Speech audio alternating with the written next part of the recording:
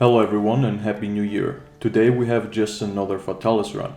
But it's not really just another one, because this is the first ever sub 3 Fatalis run, and for me personally, one of the most insane runs I've ever seen, at least in my top 3. And it's really unexpected that it happened, because until now we had the original 336 Fatalis run by Funa, which was further micro-optimized by Ajinomoto to cut another 8 seconds off with a 328, which is uploaded on my channel. So how did Byakuya manage to cut 30 whole seconds off on such an optimized run? As always, runs are full of surprises, how much faster they can go sometimes, with beyond smart strategies. I will do a quick full breakdown of all areas and phases, and you will understand pretty quickly how this could happen. Without further talk, let's get straight into it. Phase 1. First things first, Byakuya uses the Palico gadget to force the Palico stay in camp, which has two reasons. One is to ensure that Fatalis will hit the wall and not aggro the Palico, and number 2, it gets rid of the useless Palico gadgets that are not needed on this run and will just make it way too much RNG. You will understand later why so. Then he puts the Assassin's Mantle on and heads off to fight Fatalis. Once he lands, he grabs the stone pots. At the same time, Fatalis hits him with a fireball, which activates heroics and increases his damage by 40%. Then clutches on Fatalis, which has a chance to make him do the body slam and land on his 4 legs. Once Fatalis is down, he grabs his head and wallbangs him. This triggers Fatalis to enrage for the 10% extra enrage modifier damage on top of all damage. Also, the roar gives him enough time to set up bombs in the snowman. At the same time, we can see he commands the Palico to come close to him. But here is where all the magic happened to cut off the 30 seconds.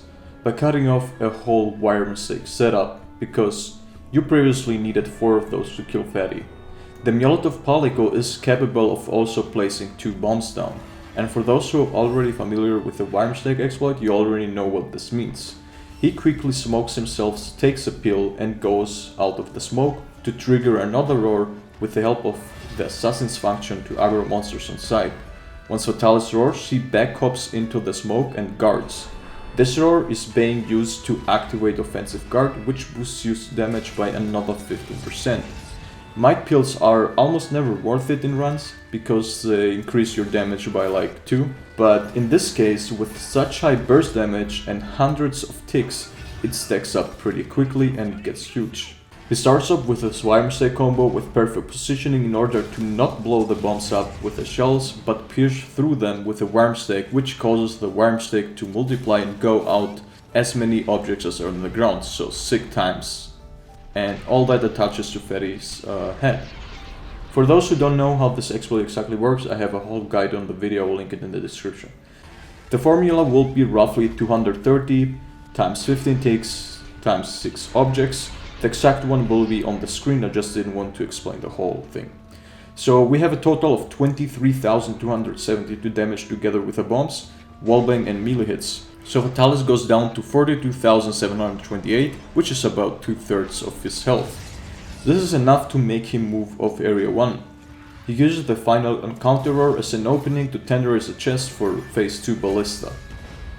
Phase number 2. During the Nova, he takes a few frames of fire damage, then runs to the shelter where the water pool instantly takes off the fire blight and reactivates Coalescence, which is a decent row boost. Puts on Glider Mantle, which is an amazing mantle for 2 extra level 4 slots, most likely in it heavy artillery +2 for the ballista, and it's used for a lot of Fatalis runs. On the way to the ballista, he smokes himself, making Fatty to land since it can't find any target. Waits a few seconds in order to have Assassin's Mantle for phase 3 ready, and after the delay he starts immediately shooting the chest. This is not only a total of around 9,000 damage, because the ballista is busted, but it also allows you to get a ballista knockdown. After emptying the ballista, quickly dodges out of it and runs to Fatalis. He places the bombs at Snowman exactly where Fatalis' head will be after it gets up, and of course his Palico does so as well, which is slightly RNG in the case for the Palico, because Palicos can do either one thing: do nothing, misposition the bomb, or position the bomb in the correct order. They can also attack the target, but if you're smoked, the Palicos are not capable of attacking a monster, so it leaves us with 3 options. That's another 137 times 6 times 15, which is 21,000 damage together with the ballista, so Fatalis is now down to exactly 21,090 HP. Under 50% of course, he instantly flies off to start off phase 3. Byakuya picks up the Dragon Pots, which will be useful for phase 3, takes a max potion not to die and waits until the Fireblight brings him back down to Heroics level, and this way you can reactivate Coalescence by dodging and getting the Fireblight off. Phase number 3. With the help of Tool Specialist 5 and the slight delays, Assassin's Mantle is ready again and quickly runs off to where Fatalis will be, preemptively placing bombs down and praying that the Palico does so as well. Imagine the pain of resets when the Palico misplaces bombs in the last phase. Byakuya quickly smokes himself, runs out after being purple to activate the roar, quickly by proccing another offensive guard by guarding frame perfectly, switching to Dragon Pots to break the head, and after reproccing purple, repositions himself, and here comes the final frame perfect stake burst. Same formulas everyone, pretty much another 21,117 damage, which is just barely enough to finish off Fatalis. The damage on this run was just 60 or something above what you needed to kill Fatalis, so almost not enough.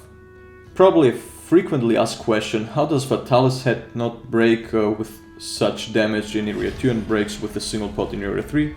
There is two reasons for that. The first reason is that the Varmsec does actually have not a good power breaking modifier. So for example, if you do 1000 damage, you will not do 1000 damage toward the threshold.